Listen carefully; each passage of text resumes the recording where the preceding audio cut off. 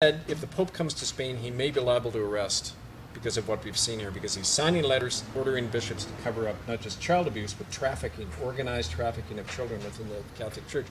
5 days later, Benedict resigns for health reasons, right? And that never happened before, right? Not in peacetime, ever. Not in peacetime. There had never been a papal resignation like that. Just like they bring in Francis right after him. Shortest election in Vatican history. Right. 1 day and he's in. The cardinals didn't even vote, apparently. They weren't even a majority there. He was appointed, first Jesuit. And Jesuits are adept in spin doctrine. That's what they've been done for years, centuries. The whole idea is put a happy face on the Vatican and people will forget all this, because unfortunately we're conditioned from a young age to want to believe that authority figures are good.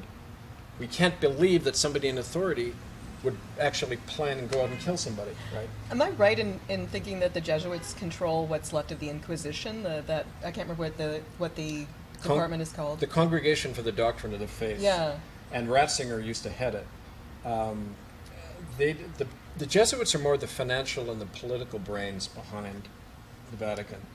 They run what's called the Holy Alliance, which is the Espionage and Assassination Bureau for the Vatican. They killed Pope John. Remember John Paul I? I believe that was an assassination. He was poisoned after his 30 days because he was poking around in the Vatican bank, right? And he found the connections with, a lot of nasty people. And no, he didn't last long. But people find this unusual. But if you look, just read history. Yeah. This is not unusual if you read history, right? It's the most murderous organization in the history of the planet. Just do a body count. So I mean, it's not surprising at all that this would go on. But it's all this this idea that we need something for our day-to-day life. We need the spiritual component for our day-to-day life. So we're willing to ignore anything that happens beyond us. I know.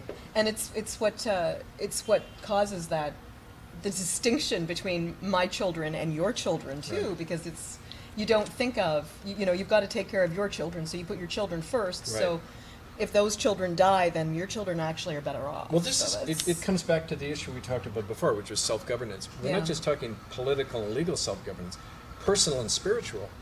We don't need a church. Didn't somebody say the kingdom of heaven is within you?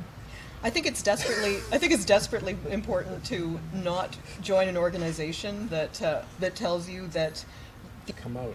And I found that. I think that churches are not the place to try to practice the teachings of Christ. And I don't mean that cynically, I mean in a very practical way.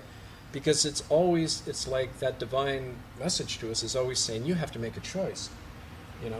Christ said God or mammon.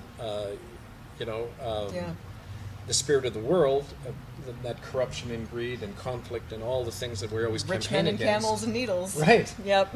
Or what we know is true, and that's the basis of common law. Men and women know what's true. They can sit in a jury, they can judge for themselves. They don't need a judge or a lawyer or a politician or a pope to tell them what to think or believe. Once you know that on a personal level, you have tremendous power. It's kind of like that belief that in quantum physics that within any particle of the universe is its totality, all of the power. You access it within yourself. And I found people say, like, why are you still alive after 25 years? It's because you stand in that light and you have that power behind you. And so I don't know if that's really answered your question, but I've discovered in that darkness, right, that there is something that cannot be put out in us, right? So what's going to happen? Now, this is like a real big question, but it's like, because it's we didn't ask the psychic this question. Damn it. I know. But we should have had Kevin on first.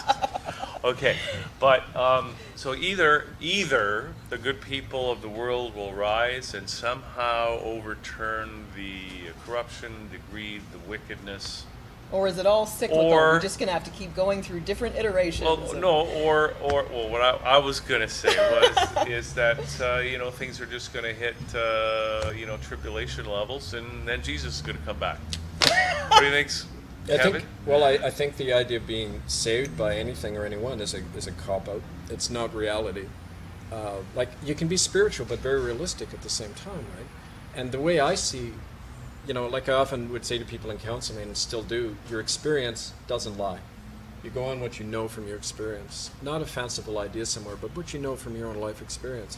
And I see all over, because I travel a lot, and I see all over an amazing awakening